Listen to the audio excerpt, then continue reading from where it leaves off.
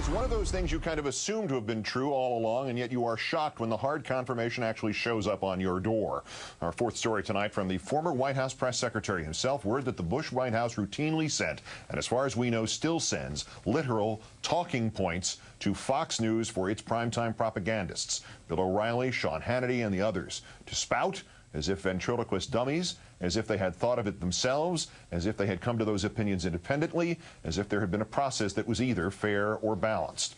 Former Bush press secretary Scott McClellan appearing this evening on MSNBC's Hardball ripped once and for all the fig leaf off the Fox News claim of fairness, of integrity, ending, one would hope forever, the debate over whether a government has really used private media as a propaganda outlet. Judgments.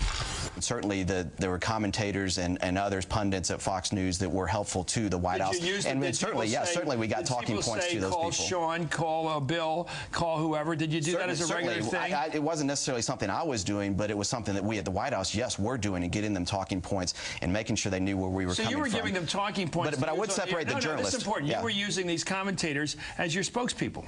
Well, certainly. I mean, certainly. I think that happens to both ways when people go on other networks as well that are favorable towards the Democrats and so forth. Nobody's ever fed me any crap like that, so I don't know what you're talking about. Well, you're an independent-minded guy. I thank you. Yeah. But aren't you a little embarrassed by the fact that your White House used a television network which is purportedly fair and balanced as your mouthpiece? I think everybody in this town uses people that are going to be helpful to their cause to try to shape the narrative to their advantage.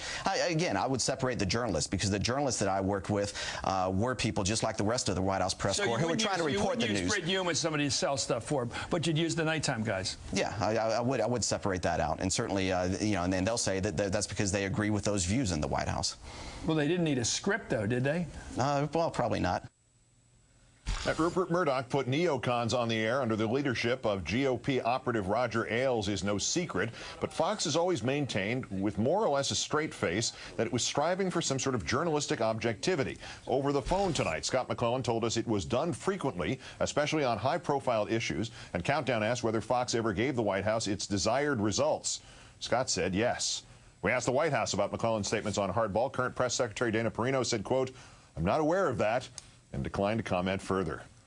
Let's bring in MSNBC political analyst, Air America radio host Rachel Maddow. Good evening, Rachel. Hi, Keith. Set this in proportion for us. I mean, yeah, it's Claude Rains in Casablanca, but if we knew this, what does this mean? Do you suddenly feel like 4% less paranoid than you did this afternoon? I'm worried that it makes me naive, that I'm angry.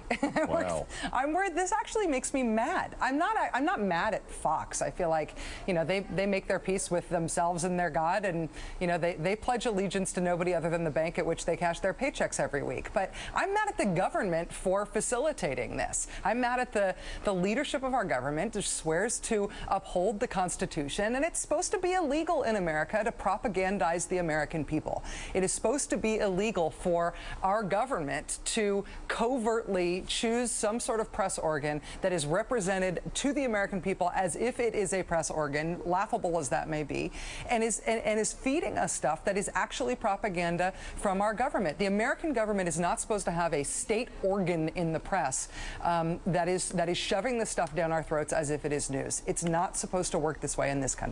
All right, to McClellan's point, everybody in the business has contacts, friends, etc., in politics, in campaigns, and so on. Your principal outlet, Air America, is openly allied with Democrats and Democratic causes. Explain where the line is between appropriate communications there and how the O'Reillys and the Hannitys and friends and the White House, in this case, cross that line. It's not rocket science. It is 6th grade journalism class level stuff. Don't lie. Be transparent about what it is that you're doing. If you got a statement from the White House, you say, we got a statement from the White House about this today. If you got a statement from the McCain campaign or from the Obama campaign or from your Aunt Millie, you say Aunt Millie, John McCain, or Barack Obama told us this today. It doesn't even sound bad when you put it that way. You just have to be transparent about where your content comes from. Don't lie. Don't be Pravda. The fact that the White House paid people to echo its opinions and the Pentagon uploaded its own opinions to military guests, and comedian Rush Limbaugh described himself as a water carrier, expressed relief after the midterms in 2006 that he could stop carrying water for the undeserving. But now Fox. Does anyone actually believe the right-wing stuff they spout, or are all they doing just sort of making a buck to keep the masses hypnotized?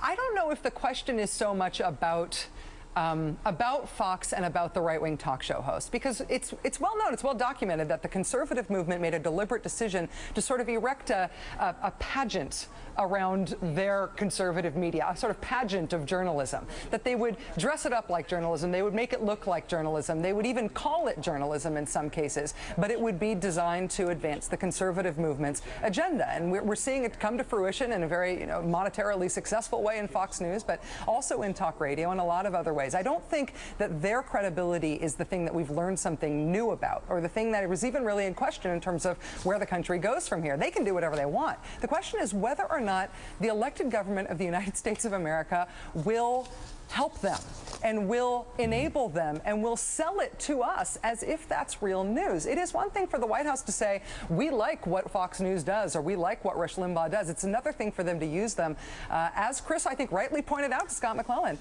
to use them as spokespeople without acknowledging that's what they're doing. That's propaganda, and it's supposed to be illegal. There you go. Just for the record, the White House declined to comment. We're expecting Dana Perino's probably waiting for somebody to write her some talking points. They transferred us to Fox. Fox did not return our call. So just for the record, and I wrote all that myself. Rachel Maddow of MSNBC and Air America. Thanks, Rach. Have a good weekend. You too, Keith. Thank you. Back to the last point. Fox asks, quote, Barack Obama looking like a rock star in Germany today, but is the fact that they love him there a red flag for Americans here? Sure, because, we want the world to hate our president and everything he stands for. It works really well. Worst person's ahead.